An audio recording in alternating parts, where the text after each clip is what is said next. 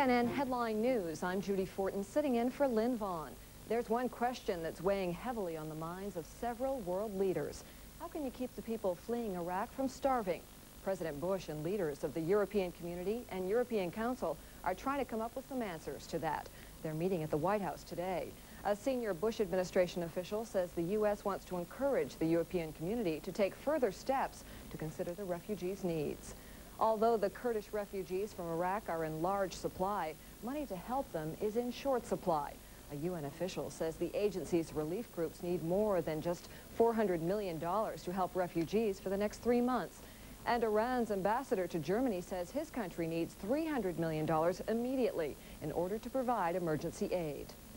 U.S. Secretary of State James Baker is sounding out Arab states on Israel's proposal for a Mideast peace conference.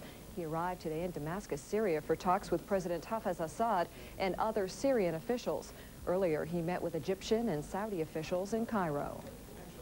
I think I said the other day that I thought we had made progress, but that it's a long road we have to travel, and we would hope people wouldn't therefore rush to judgment. It's, you know, it's not just black or white. There's still a lot that has to be done. I think we've made some progress, but we still have a lot of things to do. A senior official traveling with Baker says Saudi Arabia is cutting off financial support to the Palestine Liberation Organization. That could boost Israel's confidence that Arab attitudes are changing.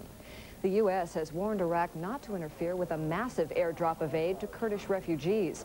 But Iraqi Kurds say forces loyal to Saddam Hussein launched an offensive today against rebel-held areas and refugees streaming through northern Iraq. The Kurds say dozens of people were killed as the troops attacked with tanks, helicopters, and artillery.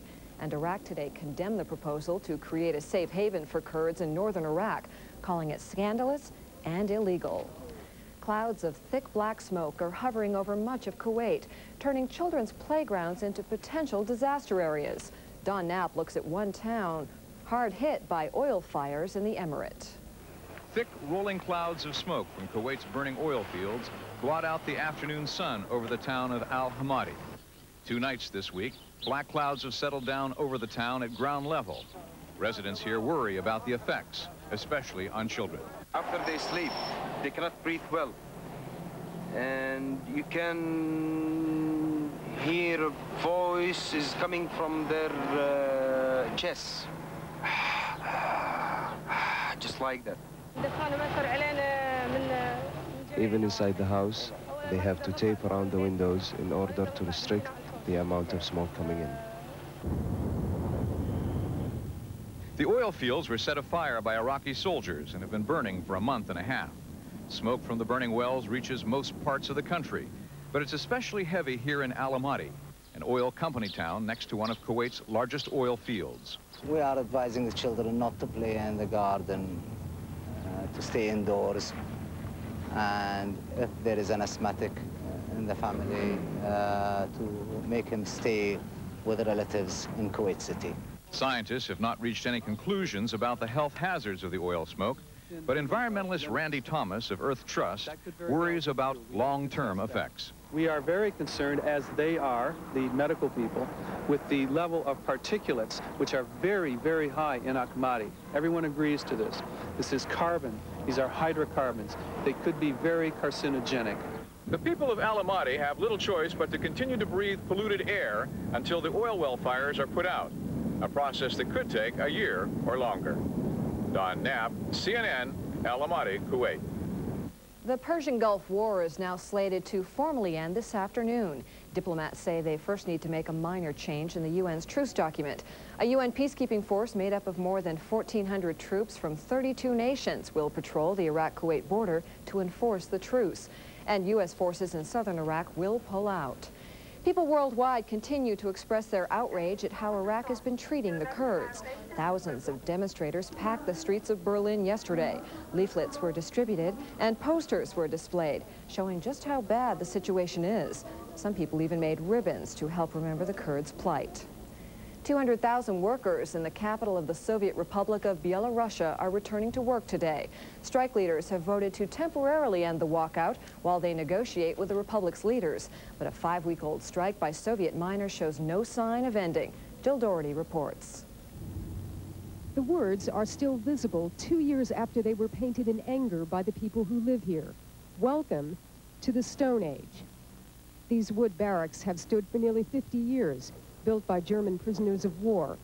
There's little protection against the Siberian winters. No hot water, no indoor toilets, no place for children to play, but a rusty swing set. It's in barracks like these that many miners lived, waiting for years, sometimes their entire lives, for better housing. Sergei Hoffman has worked in the mine since he was 19. He, his wife Olga, and their 2 daughters have lived in the barracks here in Novokuznetsk for 3 years.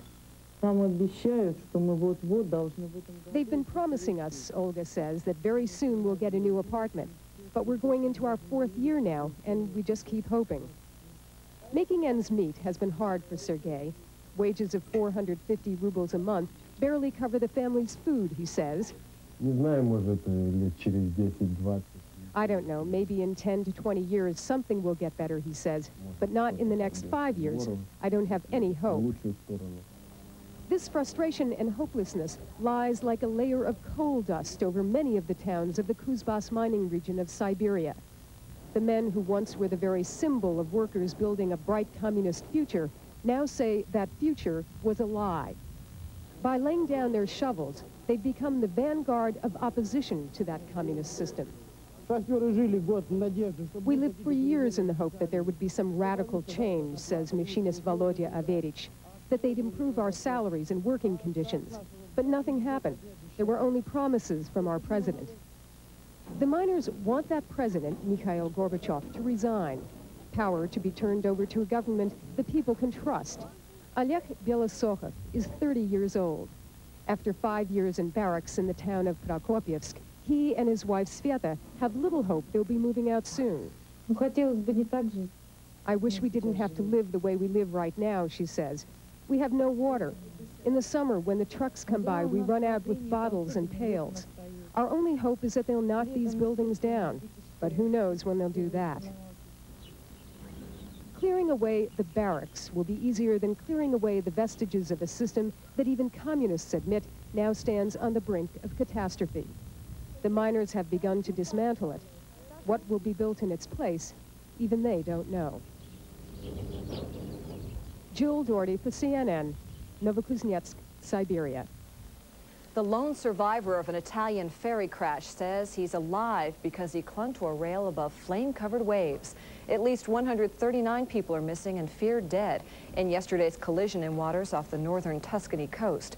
The ferry hit an oil tanker hidden by thick nighttime fog, spilling crude oil into the Ligurian Sea.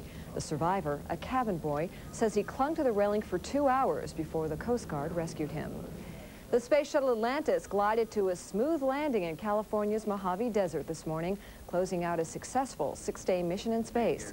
The touchdown came a day later than planned because of heavy winds at Edwards Air Force Base yesterday. Officials say the orbiter is no worse for wear.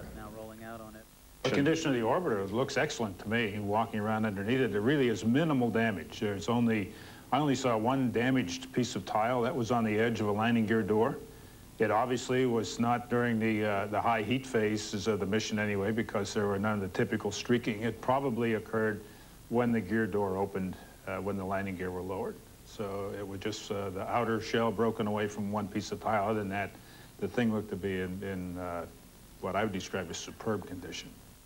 In just 2 weeks, NASA is planning to launch the Space Shuttle Discovery on a military mission. The Pentagon has approved force reductions for 1991. The 4 military services will cut 60,000 people by September. Reductions were temporarily interrupted by the Gulf War, but the cuts won't be as severe as Congress had originally ordered before the war. Lawmakers recently agreed to waive the earlier plan and allow smaller cuts in view of huge Gulf deployments.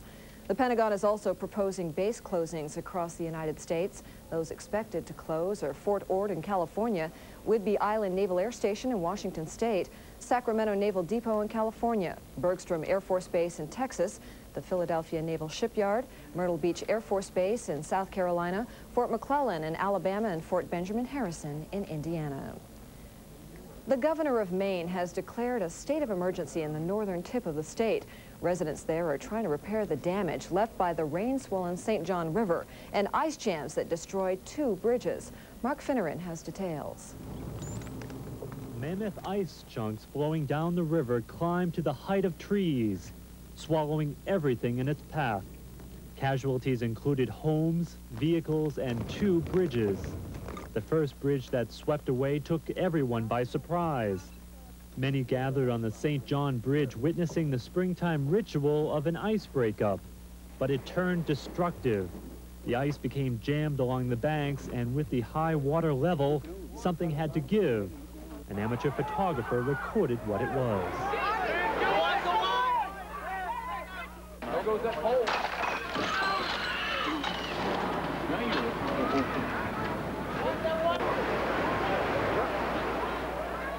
The 700-foot steel bridge crumbled within seconds. Then another small bridge upstream fell to the same fate. I mean, it just went tremendously fast. What was the emotion there? Everybody was scared pretty near to death. It's estimated that this ice jam goes for at least 10 miles. But what concerns rescue crews is downriver, where the ice can do more damage. Residents could only pray the water level would subside and the damage would cease. People scrambled to find refuge, becoming trapped in their homes by rising water. Water was all around my house. And the car is sitting there in the yard and it's surrounded with water. My son's pickup is surrounded with water. It was right up to the shift and lever in his pickup. Others were completely marooned without food or electricity. It was scary.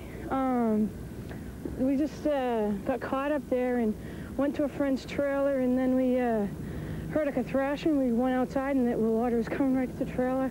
So we ran across the field for our lives, literally. It was very scary. I'm concerned for the people that are over across where there's no bridge.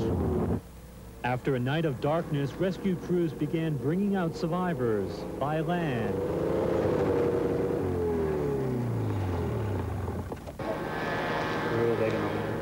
And by water. It's nothing a lot worse than this. Yeah. Glad to be home? Yeah, I can't wait to get home.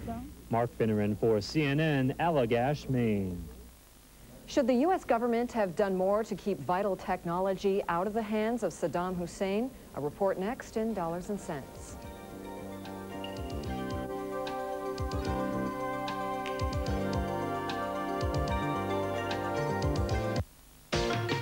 This is CNN Headline News. Czwartek w dwójce dobiega końca. Proszę posłuchać jeszcze, jak wyglądać będzie piątek w dwójce, który rozpocznie się jak zwykle o 7:55 spotkaniem w telewizji śniadaniowej. Powita Państwa Przemysław Tomaszewski. CNN Headline News o 8:00. O 8:10 ulica Sezamkowa. Santa Barbara o 9:10. O 10:00 CNN Headline News. O 10:15 magazyn telewizji śniadaniowej. Popołudniowy program Dwójki przedstawi Państwu Ewa Michalska o 14:55. Ulica Sezamkowa o 15:00. O 16:00 Szlakiem polskich misjonarzy, reportaż o Indonezji. Wideo Junior to nowy cykl programów o problemach, pasjach i zamiłowaniach młodych ludzi. Zapraszamy jutro o 16:30. O 17:00 Przychodnia wszelkich dolegliwości. 18. odcinek serialu australijskiego. Za kierownicą o 17:50. Programy lokalne o 18:00. O 18:30 rozpoczniemy programy regionalne. Panorama dnia 21:30, o 21:45 sport. Crime Story, odcinek 38 o 21:55. O 22:45 zapraszamy na szeroko reklamowany już magazyn muzyczny Marka Niedźwieckiego Nocnym wzrokiem. CNN Headline News o 23:35 i 15 minut po północy omówienie programu na sobotę. Nasze dzisiejsze spotkanie rozpoczęliśmy wideoklipem MC Hammera Również parę osób dzisiejszego wieczoru stało się posiadaczami jego płyty Please Hammer, Don't Hurt Them, która ukazała się już na naszym rynku płytowym. I wypada wobec tego nasze dzisiejsze spotkanie również MC Hammerem zakończyć. Nastrojowy MC Hammer, jakiego rzadko widujemy. Have you seen her? I dobranoc Państwu. I'm glad I put this tape in. I'm just gonna cruise down the road, look at the stars in the sky, and drift off into the sweet memories that I have of a love that my heart has been searching for so long. And I know somewhere, if I keep looking, that love I'll find. The picture grows clearer and clearer from the back to the front of my mind. And like love, a love I know I'll have, the girl that I want, she'll be mine, she'll be fly, and it'll last. I see her face and I can't let go. She's in my dreams and my heart, so let me know. Have you seen her? Have you seen her? I'm looking for that love. She's a thought and a vision in my memory.